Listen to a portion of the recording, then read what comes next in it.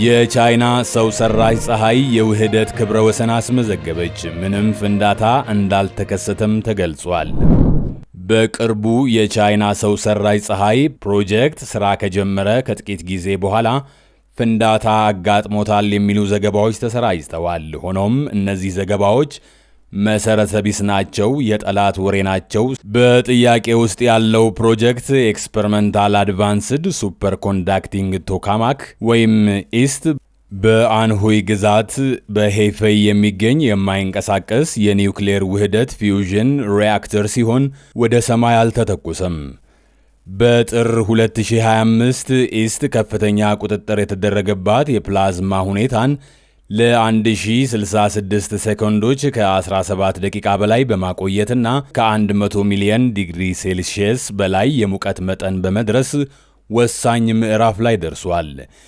ይህ ስኬት በኒውክሌር ውህደት ምርምር ላይ ጉልህ መሻሻልን የሚያሳይ ሲሆን ሳይንቲስቶች ዘላቂና ገደብ የለሽ የሆነ የንጹሕ ኃይል ምንጭን እውን ለማድረግ ይበልጥ ያቀርባቸዋል።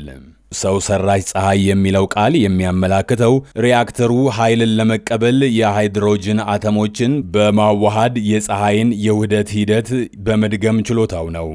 ኢስት በመሬት ላይ የተመሰረተ የሙከራ ተቋም መሆኑንና ከፍንዳታ ጋር የሚመሳሰል ምንም አይነት አደጋ ውስጥ እንዳልገባ ልብ ማለት ያስፈልጋል ተብሏል።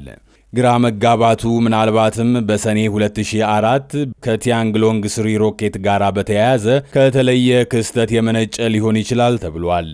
በጎንጂ የሞተር ሙከራ ተቋም ውስጥ በተደረገ የቆመ የሞተር ሙከራ ወቅት የሮኬቱ የመጀመሪያ ደረጃ በአወቃቀር ጉድለት ምክንያት ከሙከራ ማቆሚያው ላይ ያለ ፈቃዱ በመላቀቁ ያልታቀደ በረራ እንዲያደርግና ከዚያም እንዲከሰከስ አድርጓል።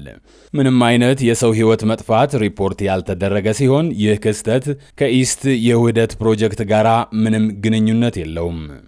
በማጠቃለያው የቻይናው ኢስት ፕሮጀክት ምንም አይነት ፍንዳታ ወይም የደህንነት አደጋ ሪፖርት ሳይደርስበት በኒውክሌር ውህደት ምርምር ላይ መሻሻሎችን ማድረጉን ቀጥሏል። የሪአክተሩ የቅርብ ጊዜ ስኬቶች የውህደት ኃይል እንደ ወደፊት የንጹሕ ኃይል ምንጭ ያለውን አቅም ያጎላሉ።